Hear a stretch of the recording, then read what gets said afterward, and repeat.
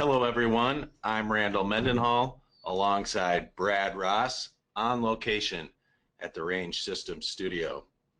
Brad works with many of our commercial range customers and is the go-to guy for people in the early stages of planning and designing a range. Brad's topic today is rubber versus steel bullet trap. Which is better? Brad, thanks for joining us today. Thank you, and thank everyone for attending the webinar. Well, let's get started here. Brad, why is this question so important? Well, its importance comes from the fact that the whole business plan of building a shooting range is designed around firing projectiles and safely capturing them. So obviously it's one of the primary range components, literally the focus of each shooter on the range, whether it's in a commercial setting or training.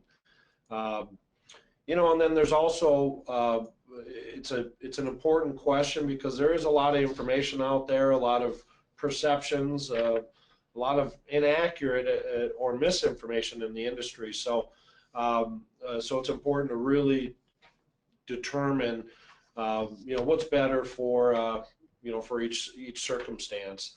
It's a large cost, a big factor in the overall equipment costs, and then obviously with shooting involved, safety is a paramount concern for everybody.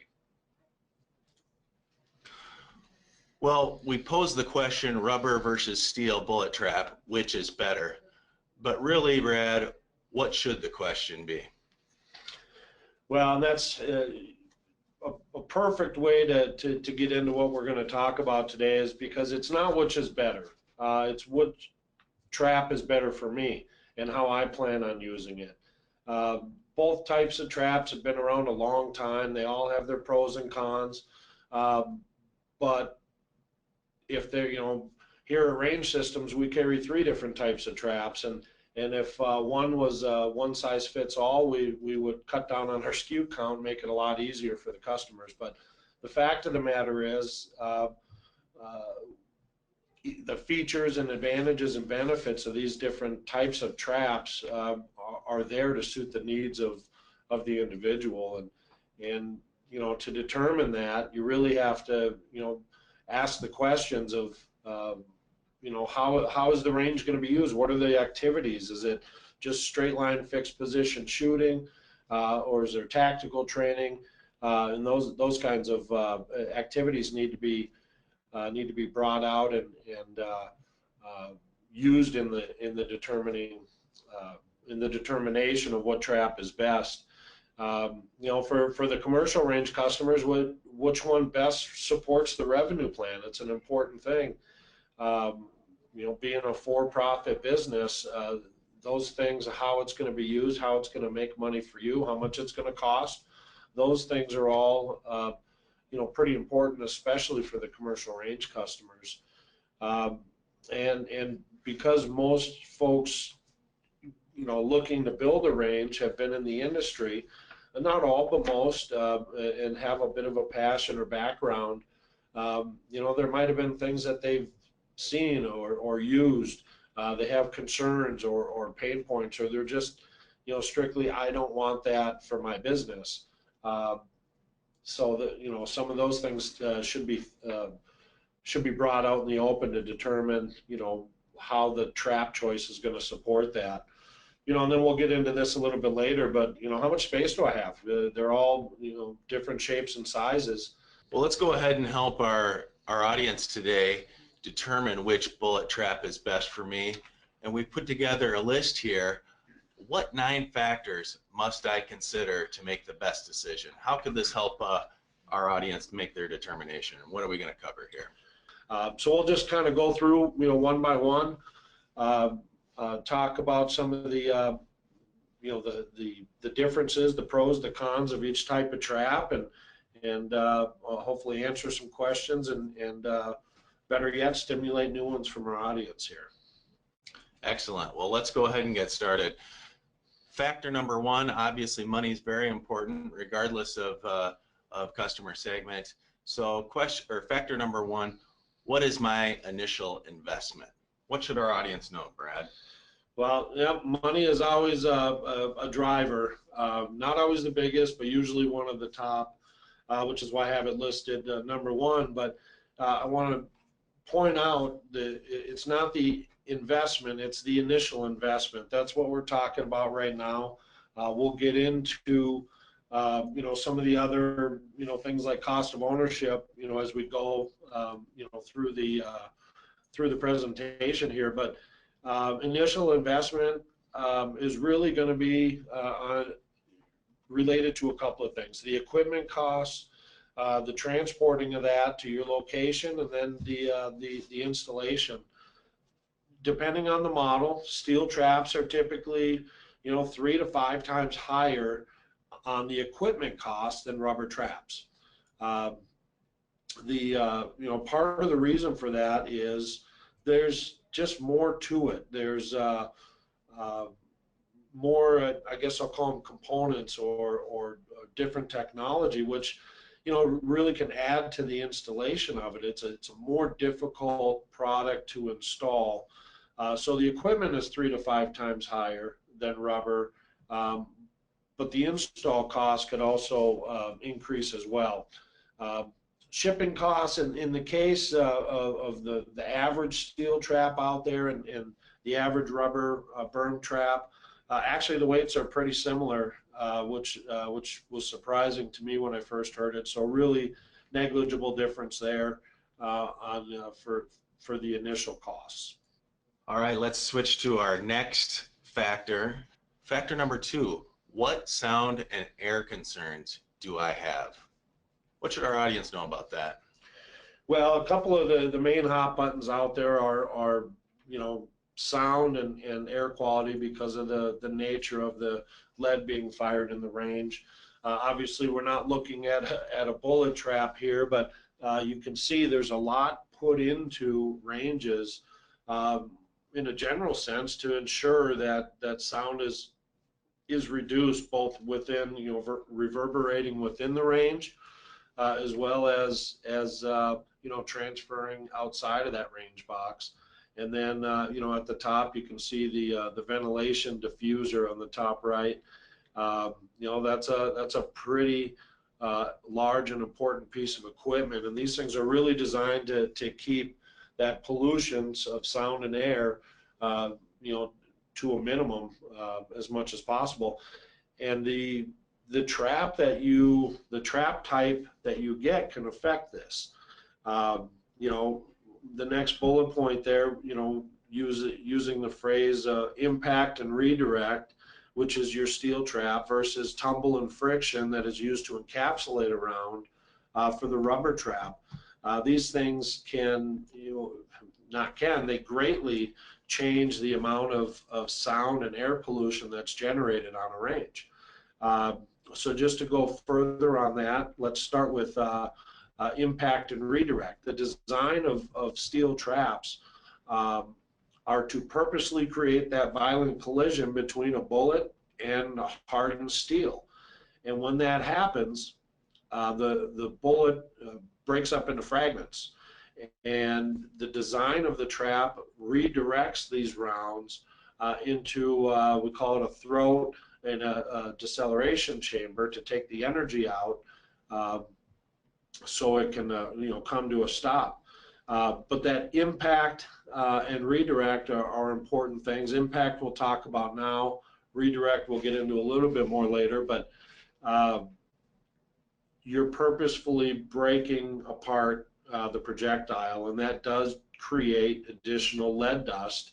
Not to mention, in both cases of traps, you're going to have the sound of the firearm going off, but with a steel trap, you're hitting steel with a bullet. And look, people like shooting steel targets because they hear that ping. Well, now you got ping after ping after ping on 10 lanes on a range. It creates a lot more noise. The concept of tumble and friction and using those to encapsulate a round, that's what's used for rubber berm traps.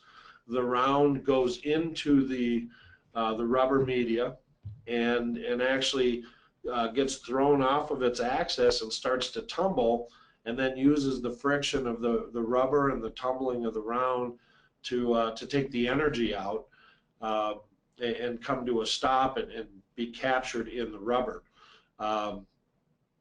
Obviously, when we're not having that violent collision, we're going to be not creating the same amount of lead dust. Rounds in the tumble and friction method stay relatively intact. You know, they might hit other projectiles that are already in the rubber, but relatively they stay intact. And that does change the amount of sound and lead dust because you're not clanking steel and breaking apart the projectile. Well, I think those are good points to take in account here as we work through and consider each type of bullet trap. And continuing on, you know, you talked about the lead dust there.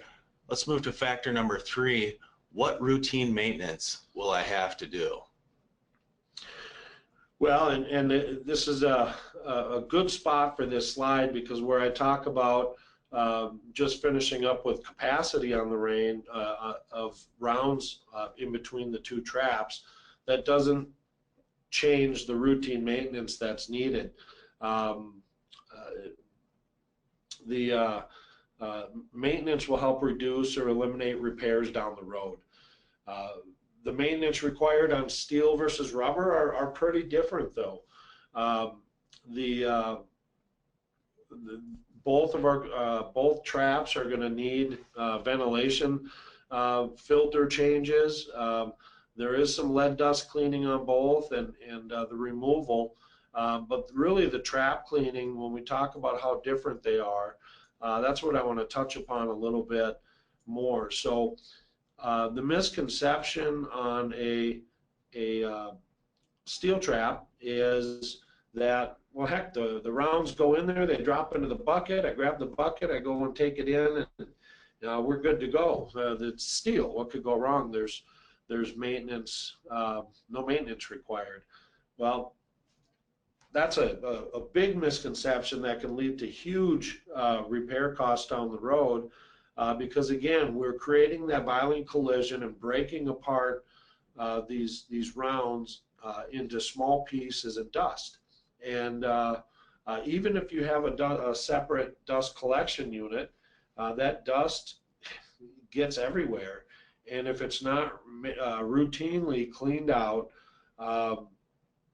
your repairs for a steel trap are going to be the least of your concerns. Your biggest concern is going to find someone who's brave enough and small enough to fit inside that deceleration chamber with a torch and a chisel, because that stuff gets on there and acts as a weld, and really can gunk up the system, so your steel trap isn't working as efficiently as it should. So ensuring that lead dust is clean from behind the trap, in the trap, on the ramps, it's pretty important. I think later we'll see a photo that kind of demonstrates a steel trap with poor routine maintenance and how that can change things.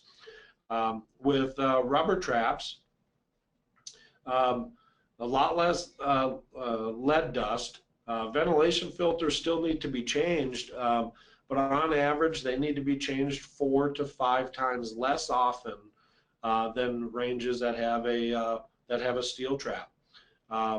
There is, you know, lead dust around. You know, the picture kind of, you know, shows a guy shooting. Most of the lead dust is created on the impact of a round, which a rubber trap doesn't have, but there still are you know, lead traces that come out of the firearm and around the firing line and that sort of thing. So, you know, there still is that lead dust cleaning, but it's a much to a much lesser degree. The cleaning of the trap basically consists of removing the lead, usually using a secondary, or excuse me, a third party that has the proper equipment, like vacuum separators, and they take the lead out and remove it and put the rubber back in. Beyond that, just simple, you know, raking of the trap, maintaining the proper depth of rubber is really the maintenance required, or that routine maintenance required on a rubber berm trap. Well, as we close off on this slide, I do want to point out here at the bottom on your handouts, you'll have a link where we have a blog post going a little bit more in depth there about the routine maintenance on that blog post. Well, you just spoke about the importance of repairs and what that might look like. So let's touch on our fourth factor. What will be the required repairs?